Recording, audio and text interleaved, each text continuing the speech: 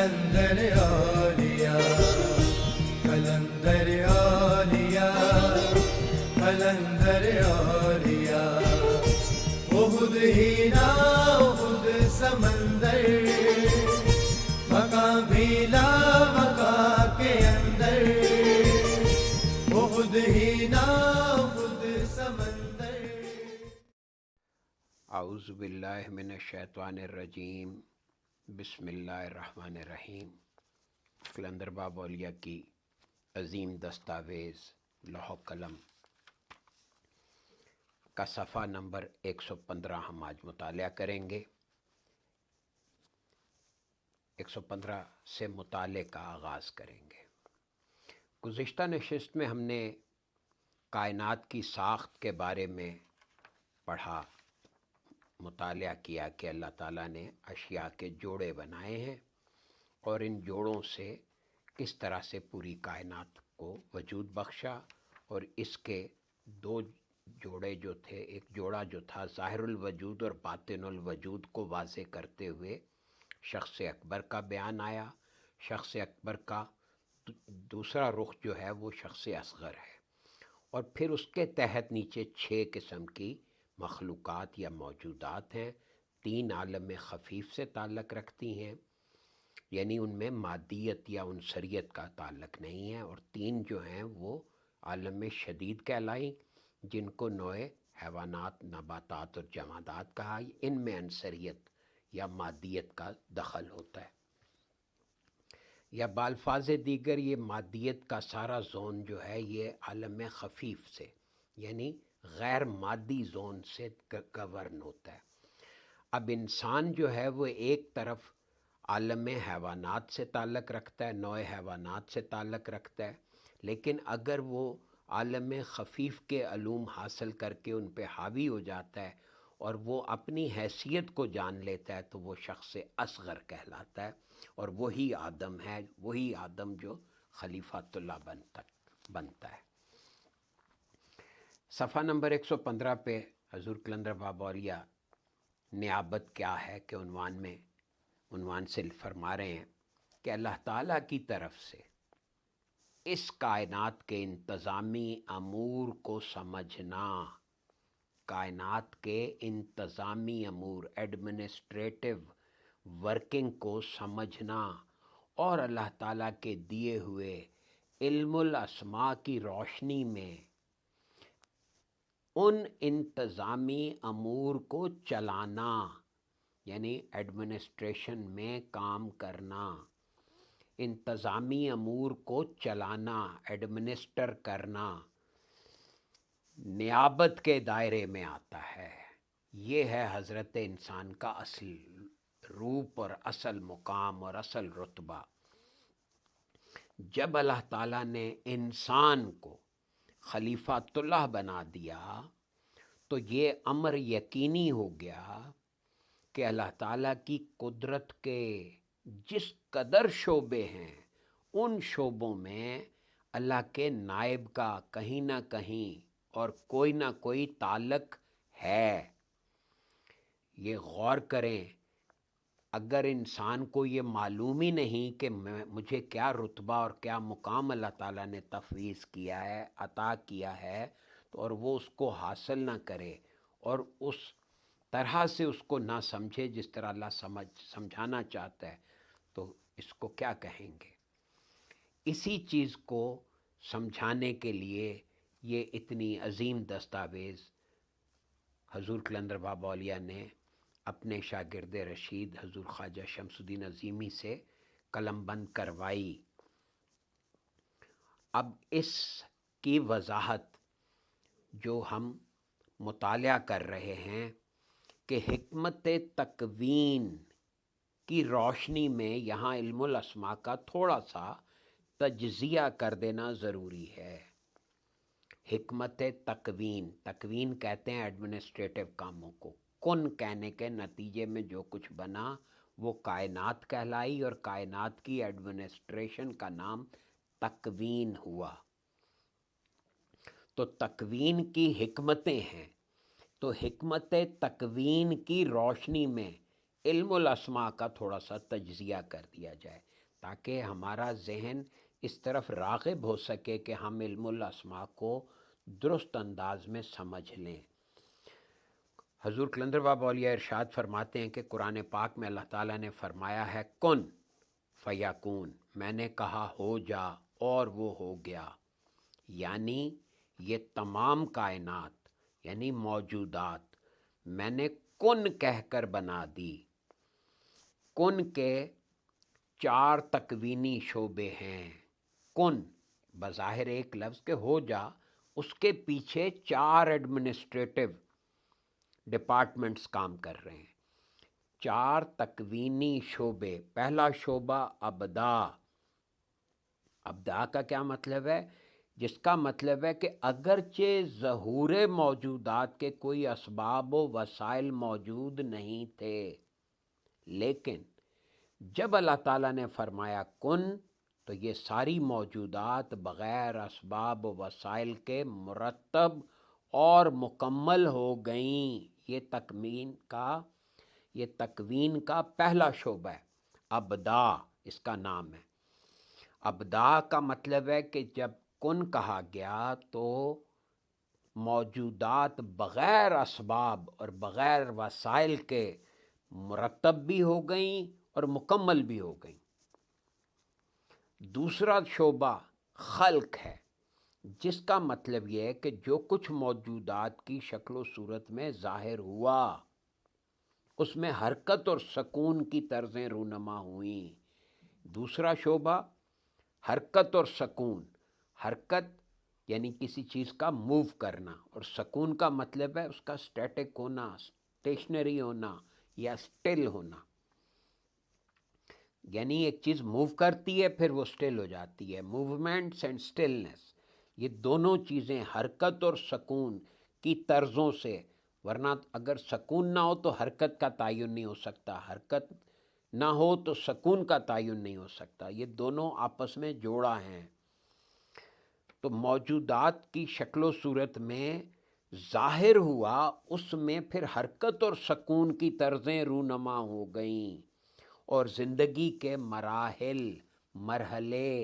مرحلے یعنی زندگی کے مراحل یکے بعد دیگرے، ایک کے بعد دوسرا وقوع میں آنا شروع ہو گئے، یعنی موجودات کے عمل زندگی کا آغاز ہو گیا، یہ تخلیق کا نظام شروع ہو گیا۔ اب تکوین کا تیسرا شعبہ تدبیر ہے۔ یہ پیدا ہونے کے بعد موجودات کے اعمال زندگی کی ترتیب اور محل وقوع کے ابواب پر مشتمل ہے۔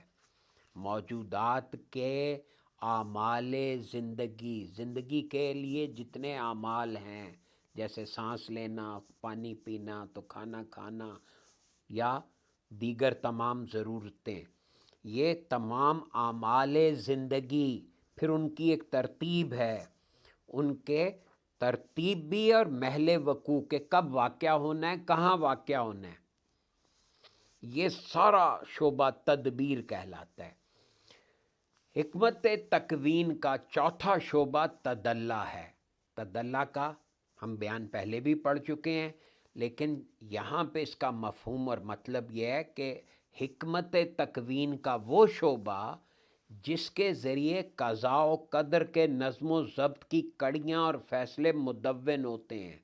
اب یہاں پہ تدلی کا مطلب قضاء و قدر، قضاء میں نے طے کر دیا گیا، قدر میں نے اس کی مقداروں کا تعین کر دیا، پھر اس کا نظم و ضبط یعنی اس کا انتظام کرنا اور اس کو ایک ضابطے کے تحت منظم کرنا، اور اس کی کڑیاں یعنی جتنی چیزیں اس کے لیے ضروری ہیں، اور پھر جو فیصلے کیے جاتے ہیں ان کی تدوین ہونا، یہ سب حکمت تکوین کے چوتھے شعبے تدلی سے تعلق رکھتے ہیں۔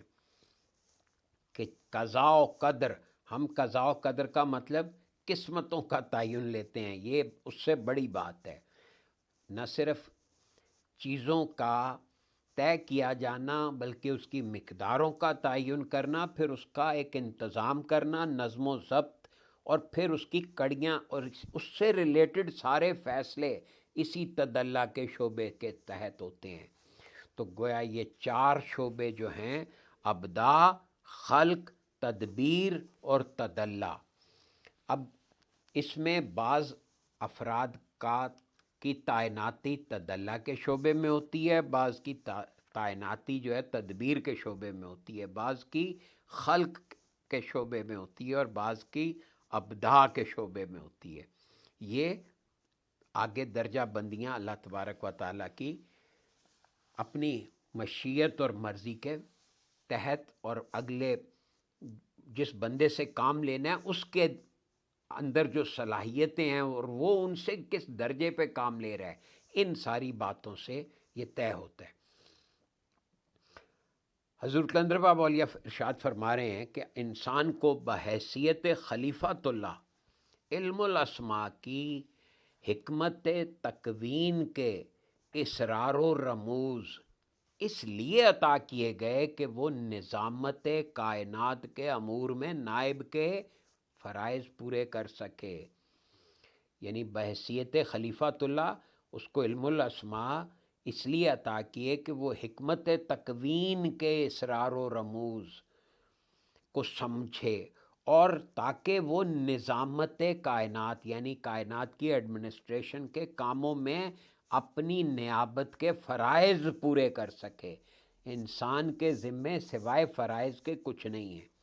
یہاں ہمیں حقوق کا رونا پڑا رہتا ہے، یہاں پہ ہر قدم پہ اس لیے ذہن بنائیں کہ کسی طرح بھی ہو ہم فرائض میں انہماک حاصل کریں، کیونکہ اللہ کے نظام تکوین میں وہی بندے کام کر سکتے ہیں جو اپنے فرائض میں انہماک رکھتے ہوں۔ کائنات کی ساخت کو سمجھنے کے لیے اس کے مراتب اور اس کے اجزاء کا جاننا ضروری ہے۔ کائنات کی ساخت یعنی بناوٹ کو سمجھنے کے لیے اس کے مراتب یعنی درجے اور اجزاء کہ اس کے کمپوننٹس کیا ہیں اس کا جاننا ضروری ہے۔ خاکے میں شخص اکبر کو باطن الوجود، عالم خفیف کے 3 مراتب اور عالم شدید کے 3 مراتب کو ظاہر الوجود کا نام دیا گیا ہے۔ یعنی ظاہر الوجود دراصل عالم شدید اور عالم خفیف کے 3 مراتب کا نام ہے، جبکہ شخص اکبر جو ہے یہ باطن الوجود ہے۔ تو ان دونوں عالموں کے 6 مراتب میں ہر مرتبے کا تعلق ایک نوع سے ہے۔ گویا یہ 6 انواع ہوئیں۔ ان کے علاوہ ایک نوع کو جس کا نام نوع آدم ہے، شخص اصغر کا نام دیا گیا ہے۔ یہ شخص اصغر خلاصہ ہے ان 6 انواع کا، اور برزخ یعنی واسطہ ہے شخص اکبر یعنی باطن اور ظاہر الوجود کا، یعنی واسطہ ہے ان 6 نوع کا اور شخص اکبر کا۔ شخص اکبر اور 6 انواع کے درمیان ایک واسطہ یا برزخ ہے، اور یہ واسطہ ہے کس کا؟ باطن کا اور ظاہر الوجود کا۔ باطن الوجود اور ظاہر الوجود کا درمیانی میڈیم ہے۔ ذکر شدہ 6 انواع میں سے ہر نوع لاشمار افراد پر مشتمل ہے، ساتھ ہی ساتھ ہر نوع کا ایک نفس کلیہ ہے۔ نفس کلیہ یعنی کہ ایک طرف ہر نوع لاشمار افراد پر مشتمل ہے، اور ایک اس کا ہر نوع کا ایک نفس کلیہ یعنی بنیادی نقطہ ہے، اور اسی نفس کلیہ کو یعنی کہ وہ کل پہ مشتمل ہے، وہ نفس ایک ایسا نفس جو پورے افراد کا مجموعہ ہے، اسی نفس کلیہ کو ہم نوع کہتے ہیں۔ گویا یہ نفس کلیہ اپنی نوع کے تمام افراد کے اصلوں کا مجموعہ ہے۔ ہر نوع کی ماہیت کیفیت اور فعلیت اس نوع کے اپنے نفس کلیہ میں قرار پذیر ہے، یعنی کہ وہ جو کلی مجموعی نفس ہے اس میں قرار پذیر ہے یا اس میں سٹے کرتی ہے۔ یہ تینوں حیثیتیں ماہیت، کیفیت اور فعلیت اس نفس کلیہ کے تعینات کہلاتے ہیں۔ یعنی اب آپ یہ سمجھیں کہ ہر نوع کا ایک سینٹرل پوائنٹ ہے، اس کو نفس کلیہ کہا، اور وہی پوری نوع کے تمام افراد کی اصلوں کا مجموعہ ہے، اور ہر نوع کی ماہیت، کیفیت اور فعلیت اسی نفس کلیہ میں قرار پذیر ہے، یعنی وہاں موجود ہے، اور یہ تینوں حیثیتیں یعنی ماہیت، کیفیت اور فعلیت یہ نفس کلیہ کے تعینات کہلاتے ہیں، یعنی نفس کلیہ ان چیزوں سے متعین ہوتا ہے، اور یہ ایک طرح کے معین نقش و نگار ہیں جو ازل تا ابد کی مکانیت اور زمانیت کو احاطہ کرتے ہیں۔ ذرا اندازہ کریں کیا سلیقے سے کتنی بڑی بات کو کس زاویے سے ایک نقطے میں واضح کر دیا، ایک پیراگراف میں، کہ یہ تین حیثیتیں ہر نوع کی ماہیت، کیفیت اور فعلیت ایک نقطے میں بند ہے، اور یہ ایک طرح کے معین نقش و نگار ہیں جو ازل تا ابد کی مکانیت اور زمانیت کو احاطہ کیے ہوئے۔ جب عالم ناسوت میں ان نقش و نگار کا نزول ہوتا ہے تو حرکت یا فعلیت، تو حرکت جو ہوتی ہے جب نزول ہوتا ہے تو حرکت کی وجہ سے یا فعلیت کی وجہ سے یا ان کی فنکشنالٹی کی وجہ سے ان نقش و نگار کو زمان و مکان کے مراتب بخش دیتی ہے۔ یہ حرکت یا فعلیت جو ہے یہ نقش و نگار میں زمانیت اور مکانیت پیدا کر دیتی ہے۔ روح میں مطلقیت کے سوا حرکت کے تمام شعبے داخل ہیں۔ روح میں مطلقیت کے سوا حرکت کے تمام شعبے داخل ہیں۔ روح کے درجے پہ مطلقیت نہیں ہے، باقی تمام شعبے داخل ہیں۔ مطلقیت کیا ہے؟ وہ کیوں اس کو حاصل نہیں؟ کیونکہ مطلقیت سے مراد اللہ تعالیٰ کی وہ تجلی ہے جس کو تصوف میں تصوید کا نام دیا جاتا ہے۔ اب یہاں سے وہ اصطلاحات کا بھی استعمال بتا رہے ہیں اور ساتھ میں اس کی اصل حیثیتیں واضح کی جا رہی ہیں کہ روح میں تصوید کے علاوہ باقی ساری چار نہریں ہیں، تو باقی تین نہروں کا یعنی یہ وہ تجلی روح سے اوپر کام کرتی ہے۔ اس مطلق تجلی کے دو شعبے ہیں۔ اس مطلق تجلی کے دو شعبے ہیں۔ نچلے درجے کا شعبہ جو ہے اسے خفی کہتے ہیں، اور اونچے درجے کا شعبہ اخفا ہے۔ یہ تصوید کے دو رخ ہو گئے۔ نیچے کے درجے کا شعبہ خفی کہلاتا ہے اور اونچے درجے کا شعبہ اخفا کہلاتا ہے۔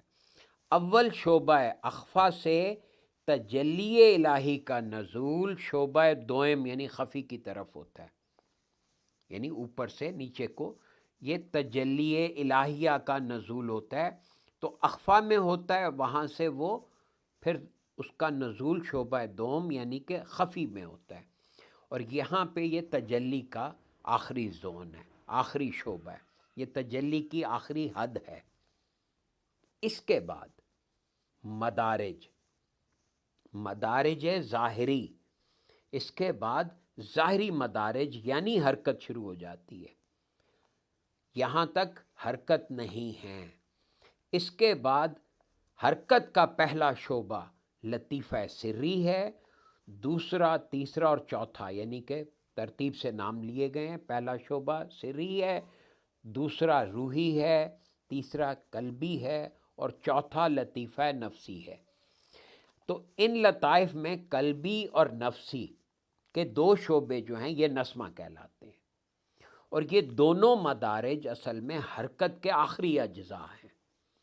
لطیفہ سری اور روحی کے شعبے کو مدارج ماہیت کہا جاتا ہے، اور لطیفہ قلبی کو کیفیت اور لطیفہ نفسی کو فعلیت کا نام دیا جاتا ہے۔ ماہیت یعنی جہاں چیز کی ساخت بن رہی ہے، کیفیت یعنی جو اس کے اثرات مرتب ہوتے ہیں، اور فعلیت یعنی کہ جو وہ فنکشنالٹی یعنی جو اس سے کام لیا جا رہا ہے۔ مذکورہ بالا بیان کے مطابق گویا روح کے 6 شعبے ہوئے، 2 شعبے باطنی اور 4 شعبے ظاہری۔ شعبہ ہائے ظاہری سے مراد شعبہ ہائے حرکت ہیں، اور شعبہ ہائے باطنی سے مراد تجلی مطلق کے مدارج ہیں، جس کے بارے میں حضور علیہ الصلوۃ والسلام کی حدیث ہے، من عرف نفسہ فقد عرف ربہ، جس نے اپنے نفس کو پہچانا اسی نے اللہ کی صفت ربانیت کو پہچان لیا۔ یہی صفت ربانیت باطن کے 2 شعبوں پر منقسم ہے۔ یہ صفت ربانیت جو ہے یہ باطن کے 2 شعبوں پر منقسم ہے، جو تجلی کی مستقل اور مسلسل رو کی صورت میں باطن انسانی سے گزرتی ہے۔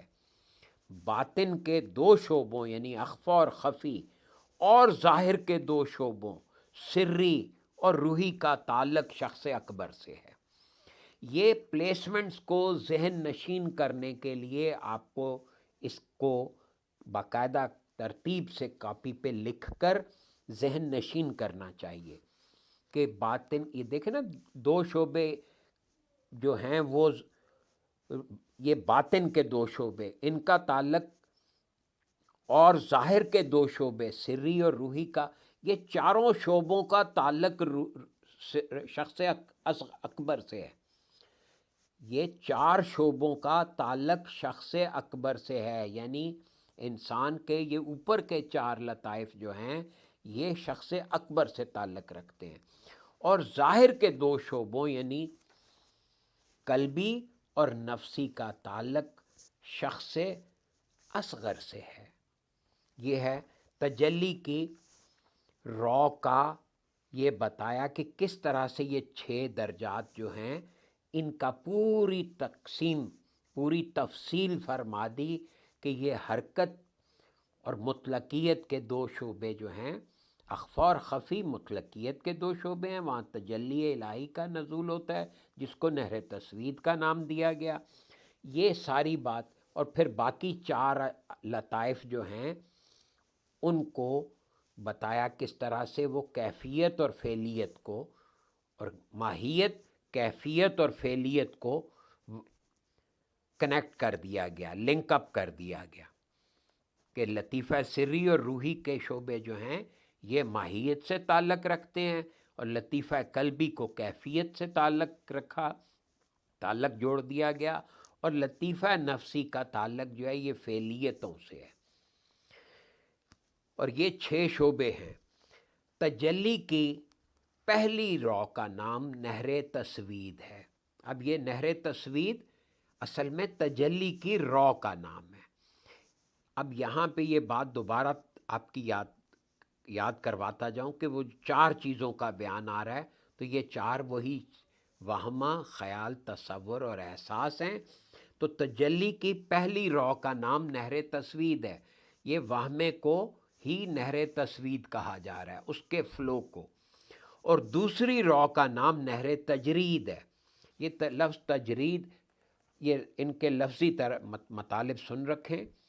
تسوید سودا سے ہے، اسی سے حجر اسود یعنی سیاہ رنگ، اور تجرید مجرد ہونے سے، جرد سے ہے، یعنی کسی چیز کا تنہا ہونا، اکیلا ہونا، اس میں ڈائمینشنز نہیں ہوتی۔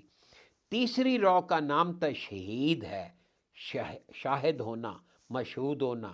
یہ لفظ اسی سے لفظ شہید، یا اسی سے نہر تشہید جس کی بنا پہ یہ چیزیں نظر آتی ہیں، اور چوتھی رو کا نام نہر تظہیر ہے۔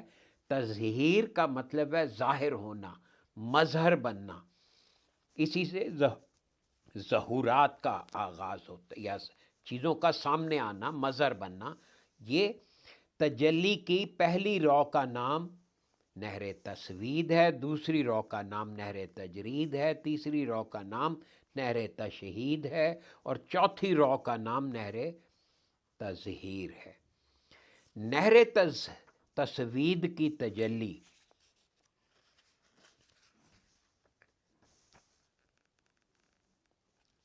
نہر تسوید کی تجلی لطیفہ اخفا اور لطیفہ خفی کو بالترتیب سیراب کرتی ہے۔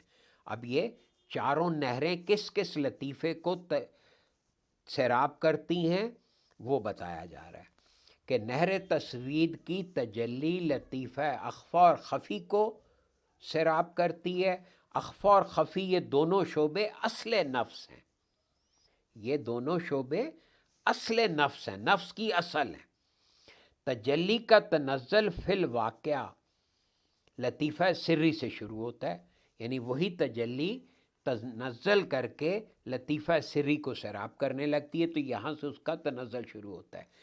یہی مرحلہ اہل روحانیت کے لیے خطرناک ہے، جب کہ وہ ملکوتیت سے تنزل کر کے ناسوتیت کی طرف مائل ہوتے ہیں، تو شیطانی وسوسوں کی ابتدا لطیفہ سری سے ہوتی ہے، کیونکہ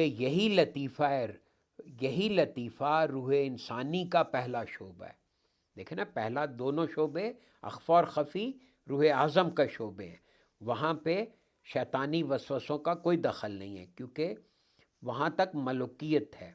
جب ملوکیت سے نیچے ہم تنزل کر رہے ہوتے ہیں تو لطیفہ یہ جو سری ہے یہ روح انسانی کا پہلے شعبے کا آغاز ہوتا ہے، اور یہاں سے انسان پہلا کمال کیا کرتا ہے کہ مطلقیت کو بھولنے کی اور ربانیت سے منکر ہونے کی کوشش کرتا ہے، اور اپنی اصل سے گریزاں رہتا ہے۔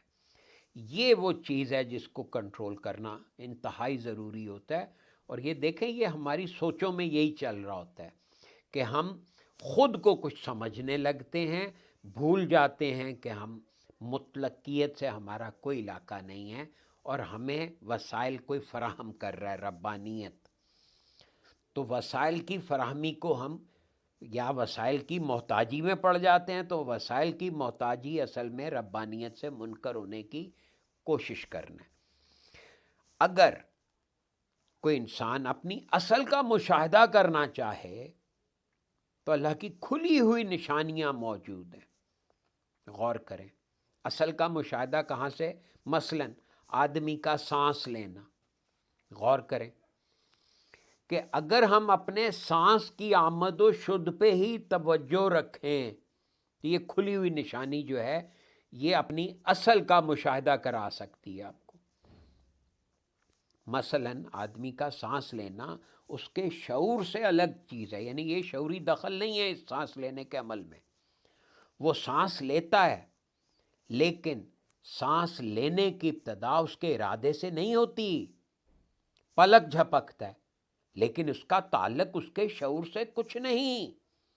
اسی طرح خون کا گردش کرنا اور جسم کی اندرونی حرکات ایسے افعال ہیں جو انسان کی اپنی اصل یعنی ورائے شعور سے تعلق رکھتے ہیں۔ یہ ساری حرکات، خون کا گردش کرنا اور جسم کی تمام اندرونی حرکات یہ ورائے شعور سے تعلق رکھتے ہیں۔ اب اگر ہم اپنے ورائے شعور کی حرکات پہ توجہ دیں گے تو ہمارا تعلق ورائے شعور سے جڑے گا۔ جب انسان اپنی اصل یعنی ورائے شعور سے تنزل کر کے شعور کی دنیا میں قدم رکھتا ہے، اس وقت وہ اپنی زندگی کی فعلیتوں سے باخبر ہوتا ہے، حالانکہ تمام ماہیات ماہیت کی جمع، تمام ماہیات اور کیفیات ورائے شعور میں واقع ہوتی ہیں، یعنی شعور سے اوپر کے درجے میں۔ جب انسان اپنی اصل یعنی ورائے شعور، یہ شعور سے اوپر کے درجے میں جب وہ شعور کی دنیا میں قدم رکھتا ہے تو اپنی زندگی کی فعلیتوں سے باخبر ہوتا ہے، یعنی اپنی فنکشنالٹیز کو سمجھنا سیکھتا ہے یا جانتا ہے، اس سے باخبر ہوتا ہے۔ اگر وہ فنکشنالٹی سے باخبر پوری طرح ہوگا تب وہ ماہیات اور کیفیات کو جانے گا، تو گویا جب وہ ماہیات اور کیفیات کو جانے گا تو گویا وہ ورائے شعور میں چلا جائے گا۔ حضور کلندر بابا اولیاء کا ارشاد ہے کہ ربانیت کی پہلی تجلی جس کا نام تسوید ہے، شخص اکبر یعنی نفس کلی میں سب سے پہلے ربانیت کا کردار پورا کرتی ہے، اور اس کردار کو قرآن کریم نے یوں بیان کیا ہے: اللہ نور السماوات والارض مثل نورہ کمشکات فیہا مصباح المصباح فی زجاجہ۔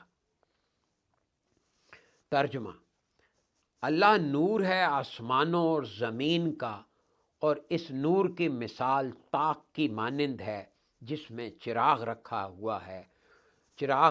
ہو اور وہ چراغ شیشے کی قندیل میں ہے، یعنی برتر از ورائے شعور، یعنی ورائے شعور سے برتر، اور ورائے شعور کی ترتیب تدوین اللہ کی طرف سے ہوتی ہے، یعنی شعور سے اوپر جو چیز ہے جسے آپ لاشعور کہتے ہیں، اس کو یہاں پہ نام ورائے شعور کا دیا، اور پھر ورائے شعور سے اوپر برتر از ورائے شعور، اس کی بنیادیں خود اللہ تعالیٰ کی تجلی پر ہی قائم ہیں۔ تسوید کی سرابی کا تعلق اخفا اور خفی سے ہے، اور یہ دونوں شعبے برتر از ورائے شعور ہیں۔ برتر از ورائے شعور یعنی شعور سے اوپر سے بھی اوپر ہے، یہ تیسرا درجہ۔ انہی دونوں شعبوں کو تصوف میں مطلقیت کا نام دیا جاتا ہے۔ یہ دونوں شعبے تجلی کے اوپر والے دائرے ہیں، یہ تجلی کے اوپر والے دائرے ہیں، اور پہلا دائرہ اخفا اور دوسرا دائرہ خفی سے محض اس لیے الگ ہے کہ دائرہ خفی کی تجلی اس سے کم لطیف ہے، یعنی اس کی لطافت ذرا کم ہوتی ہے۔ یہ وہی دو شعبے ہیں جن کو اللہ تعالیٰ نے نور السماوات کہا ہے۔ یہ دیکھیں ذرا، قرآن حکیم کی فہم کے لیے یا اس کی تفہیم کے لیے یہ انداز فکر اگر ہم اپنا کر اس کو پڑھیں اور ہمیں معلوم ہو کہ نور السماوات اصل میں دائرہ خفی کی کون سے درجے کی تجلی کا نام ہے، اس کے بعد لطیفہ سری اور لطیفہ روحی کے دو شعبے آتے ہیں۔ یہ دونوں شعبے تنزل شدہ تجلی کے مزید دو دائرے ہیں، جن میں پہلا دائرہ زیادہ لطیف نورانیت رکھتا ہے اور دوسرا کم لطیف نورانیت رکھتا ہے، یعنی پھر نورانیت کا درجہ کم ہوتا جاتا ہے، لطافت کم ہوتی جاتی ہے۔ ان دونوں شعبوں کو اللہ تعالیٰ نے شیشے کی قندیل کہا ہے۔ یہ چاروں شعبے یعنی تجلی چاروں دائرہ علم یعنی عالم خفیف یا عالم غیب میں شمار ہوتے ہیں۔ یہ چاروں شعبے، یہ جن کا اوپر تذکرہ آیا، اور ان ہی چار دائروں کا نام شخص اکبر ہے۔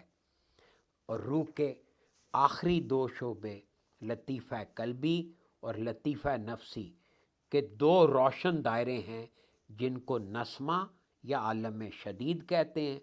تو نسمہ کی مثال اللہ تعالیٰ نے چراغ کی لو سے دی ہے، اور یہی عالم حرکت یا عالم شہادت ہے۔ یہی عالم زمانیت اور مکانیت دونوں کا مجموعہ ہے، یہی عالم زمانیت اور مکانیت دونوں کا مجموعہ ہے۔